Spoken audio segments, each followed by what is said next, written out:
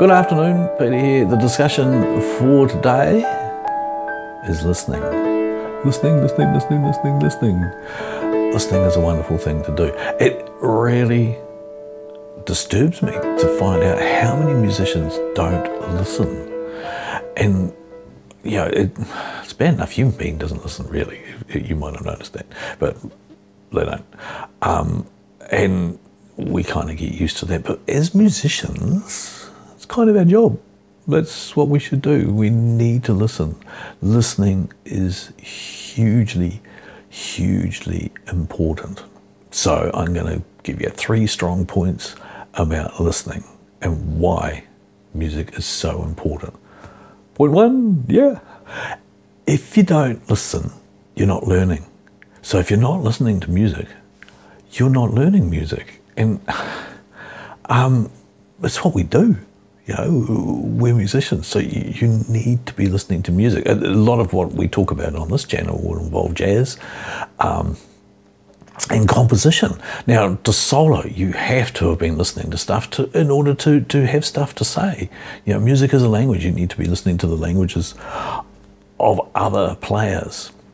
So you need to listen to have something to say in your solos. You also need to listen to compose. You wish to or want to hear what's come before you.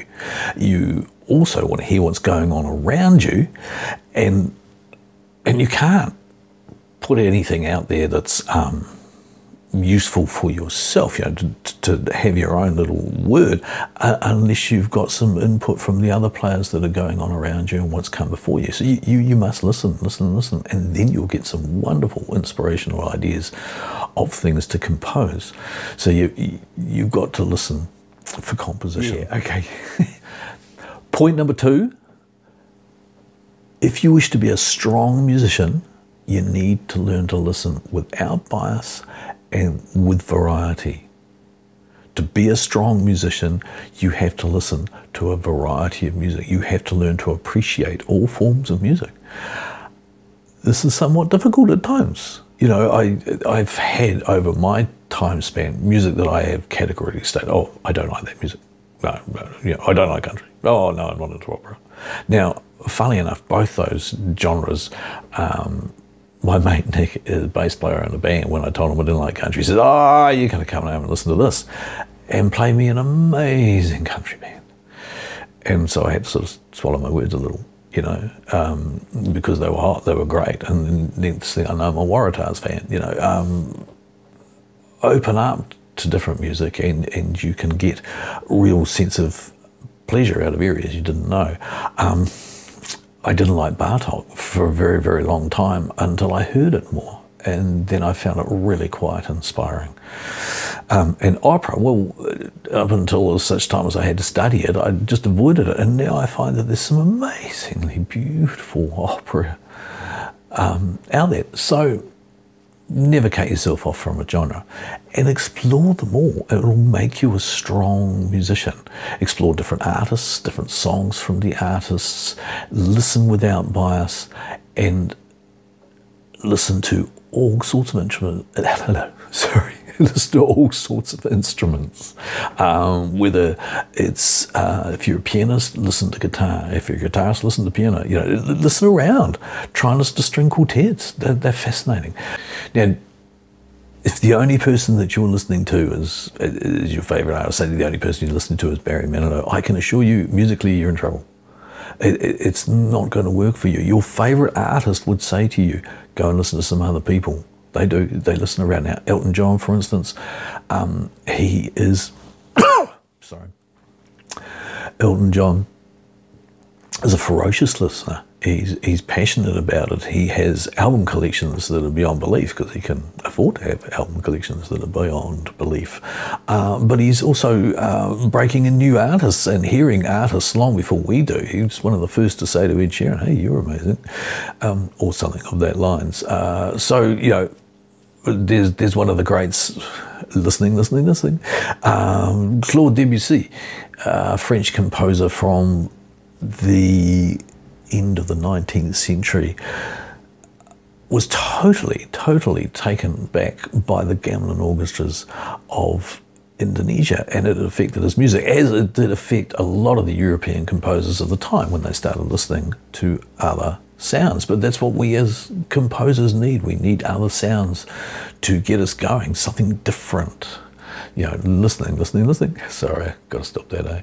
Anyway, Charlie Parker. Now, there is a bebop player from, say, 40s, 50s, pretty hard out in the bebop player. He changed the way we soloed, and well, him and others, and his use of harmony and getting into the altered chord tones and the upper chord tones.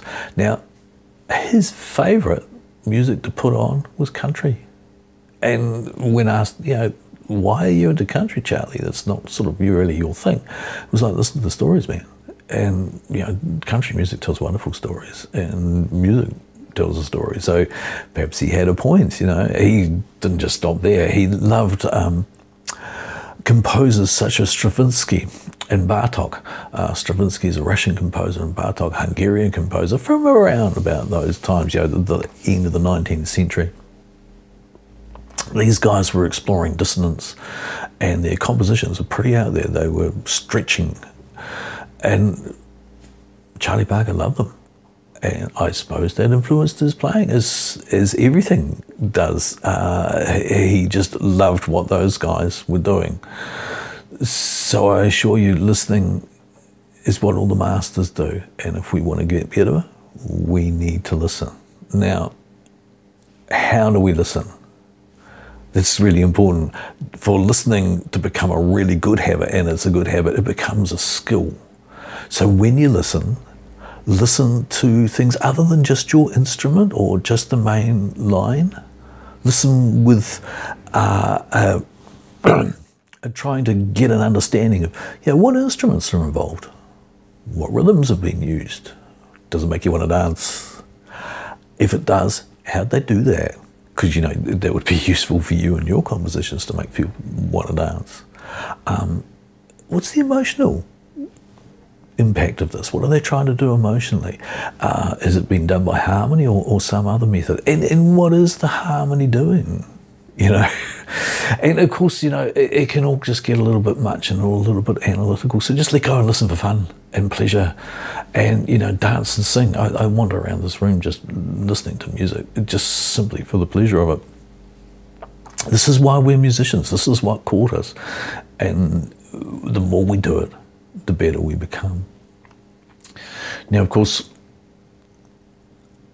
the strongest point that I feel for being a good listener as a musician is the good listeners make the quality musicians.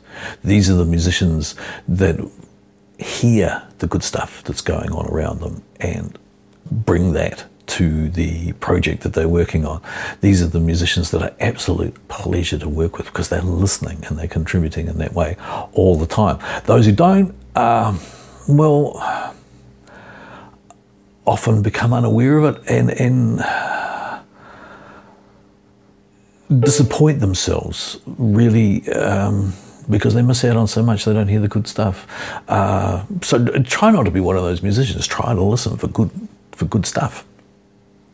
And then you'll be one of those quality musicians that the people want to work with. Now, can't just leave it there because we want you to listen. So what I've done is I've created some playlists. Now, I've created lots of playlists, but the first one I'm going to put up is for the 50s. It's a really interesting playlist. It has a wide variety of artists. Wide variety of artists from Poulenc, Shostakovich, Chuck Berry, Dave Brubeck, Miles Davis, Sound of Music, so therefore Julie Andrews. So you can see there's a variety there, but this one I'm trying to encourage. I'm trying to give a flavour of each era. Now, this is not the first of these playlists I've done. I've done one for each decade, coming right back from 2018.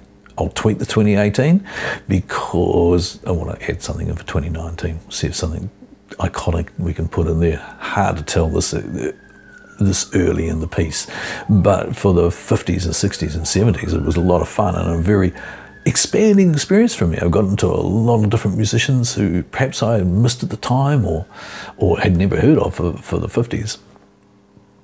And I continue to go back. So there's 70 years of music there for you to explore. Get in and explore it. All right, one last little bonus point. Listening is actually a life skill. If you listen, if you really learn to listen like a musician learns to listen, you become so aware. You learn more and you will have better relationships. I know that sounds so weak, Jam, but you will. Because like if you actually listen to your special other, partner, wife, mother, when she says, hey, could you tidy your room or do the dishes? Well, you know, she might love you more because she might actually go and do that rather than just go, yes, dear, and do nothing because you weren't listening. Sorry. If you learn to shut up and listen, you'll learn a lot more. So, you know, listening to life skill, it's going to enhance your friendships, it's going to enhance your awareness, and definitely it's going to enhance your learning and your music. So, yeah, listen, subscribe, get into those playlists and ask me questions. I'd love to hear what you think are really iconic songs from different decades. You know, you'll see what I've put up there and you think, oh my God, he's missed out such and such. How could he? Tell me. And then maybe I'll create alternative playlists that we can put them into. They're so much fun to do. I'd love to do some more. All right, bye for now. Don't forget to subscribe. Cheers.